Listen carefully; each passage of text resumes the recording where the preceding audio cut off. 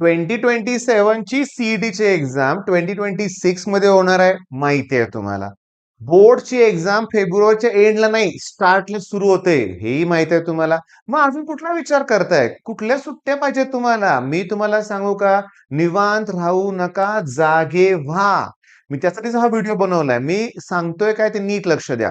वेळ निघून गेल्यानंतर पुन्हा जागे होण्यात काही अर्थ नाही. आता जागे व्हा म्हणजे झोपेतून जागे व्हा नाही, लक्षात घ्या, अलर्ट व्हा. एक्झाम जवळ आलेली आहे. इथं एक एक पर्सेंटाईल मध्ये 5,000 मुलं आहेत. हा, 5,000 मुलं एका पर्सेंटाईल मध्ये येतात. मग एवढी टफ कॉम्पिटिशन आहे, इतकी टफ कॉम्पिटिशन आहे की विचारूच नका. बर, आपल्याला स्पर्धा स्वतःशी करायचंय, आपल्याला आपल्यात इम्प्रुव्हमेंट करायची आहे, आपल्याला आपले स्किल्स डेव्हलप करायचे आहेत, लक्षात घ्या. मग मी तुम्हाला सांगू का, आपोआप आपल्याला यश मिळतंच, पण त्याच्या अगोदर सुरुवात तर केली पाहिजे. काय व्हायला लागलंय माहितीये का? अजून निवांतपण आहे. 15 ऑगस्ट, रविवार, नागपंचमी, आता काय विचारूच नका, की इतके सण आहेत की काय सांगताच येत, म्हणजे काय म्हणूया, सुट्टे आहेत, लक्षात घ्या. ह्यात प्रॉब्लेम कुठं होतोय माहितीये का? आपल्या अभ्यासाकडे दुर्लक्ष होतंय. 1-2 दिवस जरी सुट्टी घेतली, तर एवढा बॅकलॉग क्रिएट होतोय ना, मग ते फार कव्हर होणं शक्यच होत नाहीये. मी तुम्हाला सांगतो, दिवाळी कुठं, गणपतीत 8-8 दिवस सुट्ट्या घेणारी मुलं बघितलेत मी. नाही, नाही, नाही. घरी जायचं, सुट्टी घ्यायची. दिवाळीत पुन्हा 8 दिवस सुट्टी. हा जो 15 दिवसाचा पिरियड आहे ना, इतका बेकार त्रास होतो ना, लक्षात घ्या. म्हणजे काय, घरी गेलं की एक पुस्तक उघडत नाही तुम्ही, लाईन उघडत नाही. एक लाईन वाचत नाही म्हणूया आपण, आणि सगळं ब्लँक होऊन जातं. आणि जेव्हा तुम्ही पुन्हा क्लासेस जॉइन करता ना, तेव्हा काही मुलं इतकी पुढे गेलेली असतात ना, मग त्यांना बघून टेन्शन येतं. मग हे सगळं टाळण्यासाठी मी तुम्हाला प्लॅन देतोय, काय ते नीट लक्ष द्या. एकदम परफेक्ट प्लॅन देणार आहे, लक्षात घ्या. एकदम व्यवस्थित स्टडी प्लॅन देणार आहे. आता सध्या म्हणूया आपण 15 ऑगस्ट झालं, याचा अर्थ ऑगस्ट अर्धाच उरलाय. ओके. पुढे सप्टेंबर, ऑक्टोबर, नोव्हेंबर, डिसेंबर, जानेवारी आणि फेब्रुवारी. ओके. तर मी तुम्हाला सांगतो, लक्षात घ्या, की ह्या 2 महिने म्हणजे ऑब्व्हियसली अजून 60 दिवस, आणि हे 15 75 दिवस आहेत. इथं 75 दिवसात 75 टॉपिक होऊ शकतात की नाही, हे सांगा मला. होऊ शकतात जर ठरवलं तर. पण त्याच्यानंतर नोव्हेंबर आणि इथं पुन्हा डिसेंबरचे 15 दिवस मिळतायत, म्हणजे 45 डेज. मग या 45 डेज फुल रिव्हिजन असते आपल्या क्लासमध्ये, लक्षात घ्या, इथं असणार आहे. पहिलंच वर्ष ना डिसेंबरचं. आणि त्याच्यानंतर मी तुम्हाला सांगतो, की डिसेंबरमध्ये सीईटीची एक्झाम झाली ना, की पुन्हा जानेवारी मिळणार आहे आपल्याला बोर्डच्या रिव्हिजनसाठी. आणि मग आपला फेब्रुवारीमध्ये बोर्डचा पेपर पण सोपा जाणार आहे. अगदी परफेक्ट. पण समजा आता मी निवांतच राहतोय. आता मी काय करतच नाहीये. काहीच करत नाहीये. मी कुठली वाट बघतोय मला ते कळत नाहीये. सगळ्यात महत्वाचं सांगतो, ते नीट लक्ष द्या. मॅक्सिमम मुलांचा अभ्यास अजून 0 लेव्हलला आहे. होय, ज्यांच्यात क्षमता आहे, तो ते 0 लेव्हलला आहे. पण आता बऱ्याचशा मुलांनी मनावर घेतलंय, की करायचंय म्हणूया आपण. हीच तर टफ कॉम्पिटिशन आहे. मी तुम्हाला सांगतो, असं इमॅजिन करा, की यावर्षी 5,00,000 मुलं सीटची एक्झाम देतायत. गेल्या वर्षी 4,00,000 दिले होते. पण सांगू का तुम्हाला, रजिस्ट्रेशनला 2,50,000 आले होते बरं का. इंजिनिअरिंगच्या रजिस्ट्रेशनला 2,50,000च मुलं आले होते. अरे पण 5,00,000पैकी 2,50,000 आले. गेल्या वर्षी 4,00,000 होते बरं का, समजून घ्या. मग 4,00,000पैकी 2,50,000 आले, याचा अर्थ मग हे 1,50,000 कोण होते? कुठली मुलं होती? काय? अरे ती आपल्या कॉम्पिटिशन मध्येच नव्हती. 11वीची मुलं होती. सहज एक्झाम दिली होती. ओके. काही क्लासेसचे शिक्षक होते. त्यांनी पण एक्झाम सहज दिली होती म्हणूया आपण. त्याच्यामध्ये काही मुलं अशी होती, की ज्यांना 0 पर्सेंटाइल पण असतील, 1 पर्सेंटाइल, 2 पर्सेंटाइल असतील. म्हणजे ते त्या लेव्हलचेच नसते. म्हणजे मला ह्यांच्याशी कॉम्पिटिशनच करायची नाहीये. माझी कॉम्पिटिशन एवढ्या मुलांशी. 2.5 लॅक्स म्हणूया आपण. मग 3,00,000 पकडून चला, लक्षात घ्या. मग या 3,00,000पैकी तुम्हाला 3,00,000पैकी बाळांनो 5,000त यायचंय.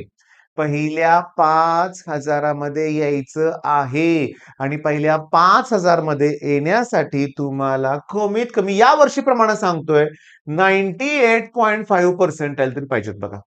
98.5 पर्सेंटाइल होय. आणि एवढं पर्सेंटाइल कुणाचेही येत नाहीत. कष्ट करून एवढे पर्सेंटाइल आणायचे असतील ना बाळांनो, जाणून बुजून बोललोय, कष्ट करून. शिकूनही किती आणेल, पण कष्ट करून एवढे पर्सेंटाइल आणायचे असेल, तर इथे तुम्हाला 12-12, 15-15 तास व्यवस्थित प्रॉपर स्टडी केला पाहिजे. केलाच पाहिजे, हे लक्षात घ्या. त्यात काही सुटका नाहीये. मग मुद्दा असा आहे, की हे टॉप 5,000 मध्ये मला काय मिळणार आहे? सीयूपी, व्हीजेटीआय, वालचंद अशा टॉपच्या कॉलेजमध्ये ऍडमिशन मिळणार. सांगायचं आहे काय, की जर तुम्हाला टॉपच्या कॉलेजमध्ये सीएस एक ब्रांचेस हव्या असतील, तर तुमची रँक 1000 आली पाहिजे. होय. आणि 1000 रँक येण्यासाठी 99.9 प्लसच पर्सेंटाईल आणावे लागतंय. कारण 100 पर्सेंटाईल वाली संख्या वाढलेली आहे, लक्षात घ्या. ती जेवढ्या शिफ्ट आहेत त्याच्यापेक्षा जास्त 100 पर्सेंटाईलची मुलं आहेत. याचा अर्थ 200 पैकी 200च घेतलेत बऱ्याच लोकांनी, लक्षात घ्या. होय. मग एका शिफ्टला आता 27 शिफ्ट मध्ये 38 100 पर्सेंटाईलची मुलं आहेत. कळते काय? 27 मध्ये 27च पाहिजे होते ना. 38 आहेत, याचा अर्थ बऱ्याच मुलांना सेम मार्क पडले असणार आहेत. 200 आउट ऑफ 200, 200 पैकी 200. त्यामुळे आपल्याला तशा लोकांची स्पर्धा करून इथं पोहोचायचंय. मग अजून अभ्यास वाढवला पाहिजे ना. पण मी काय म्हणतो, टार्गेट असंच ठेवूया ना आपण, मोठ्याच्या मोठं टार्गेट ठेवूया आपण, की 99 प्लसच आणायचे आहेत. मग आता सर प्लॅन द्या. तुम्ही सांगतो तसं आम्ही करतो. पहिली गोष्ट म्हणजे की तुम्हाला पहिल्यांदा ना आपलं चॅनल सबस्क्राईब करायचंय आणि लाईव्ह सेशन अटेंड करायचे. बघता बघता आमचं सॉलिड स्टेट, सोल्युशन, आयोनिक, थर्मोमध्ये गिब्स एनर्जी अवघड वाटत होतं. आता बिलकुल अवघड वाटत नाही आमच्या मुलांना, लक्षात घ्या. 4 टॉपिक झालेत आणि लवकरच आपल्याला इलेक्ट्रोकेमिस्ट्री घेऊन यायचं आहे, केमिकल कायनेटिक्स घेऊन यायचं आहे आणि फिजिकलचे 6 टॉपिक झाले ना न्यूमेरिकल्स. मग ग्रुप टेस्ट असणार आहेत. ग्रुप टेस्ट असणार आहेत. न्यूमेरिकल्स असणार आहेत. तुम्हाला सांगतो, ऐका आता. केमिस्ट्रीमध्ये समजून घ्या, 30 प्रश्न अगदी थेरॉटिकल असतात, लाईन टू लाईन. 10 प्रश्न न्यूमेरिकल वरती असतात आणि अगदी 10 प्रश्न म्हणूया आपण ऑर्गॅनिकचे आहेत म्हणूया आपण. तर न्यूमेरिकल आणि ऑर्गॅनिक मध्येच मुलांना जमत नाही. न्यूमेरिकल आणि ऑर्गॅनिक मध्येच मुलांना जमत नाही, प्रॉब्लेम क्रिएट होतो. तिथं आपण आहे, लक्षात घ्या. न्यूमेरिकल तर एक्सपर्ट झालाय आणि ऑर्गॅनिकचे तात्पुरतं मी तुम्हाला सांगतोय, लाईव्ह सेशन्स माझे गेल्या वर्षीचे ऍज इट इज बघून काढा, लक्षात घ्या. मग तुम्ही ह्याच्या पुढे गेल्यानंतर केमिस्ट्रीमध्ये 45 प्लस जाणार, तुम्ही लक्षात घ्या. आणि तुम्हाला क्लिअरली सांगू का, मॅथ्स असू दे, फिजिक्स असू दे, आपल्या कोर्समध्ये ते होतंय. म्हणजे तुम्हाला पहिल्यांदा ना टार्गेट फिक्स करायचं की केमिस्ट्रीमध्ये ऍट एनी कॉस्ट 45 प्लस पाहिजे. At any cost. बरं, मार्कांचं आणि पर्सेंटाईलचं गणित काय आहे तुम्हाला सांगतो, की 80 मार्क पडले, की अगदी म्हणूया आपण 90, एक काम करू, ठीक आहे, 85 पकडूया आपण हा. मग 85 मार्क पडले, की 95 पर्सेंटाईल ऍव्हरेजली येते समजा. ते नॉर्मलायझेशनचा घोळ सोडून द्या म्हणूया आपण, बऱ्यापैकी येतंय. पण त्याच्यानंतर तेवढेच मार्क ऑलमोस्ट पाडायला लागतात. तेवढेच, तेव्हा तरी कुठं 99.9 कडे जातोय आपण. होय. म्हणजे ह्या 4 पर्सेंटाईल साठी, 4-5 पर्सेंटाईल साठी मला ऑलमोस्ट स्कोर डबल करावा लागतोय. अरे पण कितीतरी मुलं आहेत. मी तुम्हाला सांगतो, 50,000 मुलं सोडून द्या. किती हजार? 50,000. आता 95 वाल्याची रँक 25,000 आहे. मग 25,000 मुलं सोडून द्या. 25,000 मुलं सोडून दिली ना आपण, बाकी सगळे 95% खाली आहेत. याचा अर्थ मी तुम्हाला काय सांगतोय, याचा अर्थ जवळ-जवळ 2 लाखापेक्षा जास्त मुलं आहेत, की जी एवढा सुद्धा स्कोर करू शकलेले नाहीत. म्हणजे इथं पोहोचणं पण सोपं नाहीये. नाहीये. आणि इथपर्यंत सोपं पोहोचण्यासाठी मी सांगतो ना तुम्हाला, अरे केमिस्ट्री तर 40 प्लस मार्क पाडू शकतो ना आपण, नुसते लाईव्ह सेशन्स करून. आणि आपल्या कोर्समध्ये सगळं ते डिटेलमध्ये घेतलंय. मेन मुद्दा काय, की फिजिक्स असू दे आणि मॅथ्स असू दे. असं होणार आहे, की फिजिक्समध्ये सांगतो 15 प्लस ईझी क्वेश्चन असतात. ईझी केव्हा? फॉर्म्युले आले तर ना. आणि मॅथ्समध्ये मात्र जेई लेव्हलचे बघा, ऐका मी काय सांगतो ते. मॅथ्सच्या 50 प्रश्नापैकी जेईतले ॲज इट इज 5 क्वेश्चन असतात. ॲज इट इज पकडा, ॲज इट इज. ठीक आहे. अजून 5च म्हणतोय मी, 5च म्हणणार होतो, पण मी 15 करून टाकतो. टफ क्वेश्चन्स आहेत, लेंथी क्वेश्चन्स आहेत, जाऊ दे ना. म्हणजे 20 क्वेश्चन्स टफ आहेत, लेंथी आहेत, जेई मधले आहेत. अरे पण 30 प्रश्न माझ्यावर विश्वास ठेवा, हे पुस्तकातले ॲज इट इज आहेत. सॉल्व्ड पण प्रॉब्लेम भरपूर आहेत. सॉल्व्ड. डिफरन्सिएशन असू दे, इंटिग्रेशन असू दे, सॉल्व्ड प्रॉब्लेम परीक्षेत आलेत. मग या 30 पैकी तुम्हाला 20 नाही का जमणार?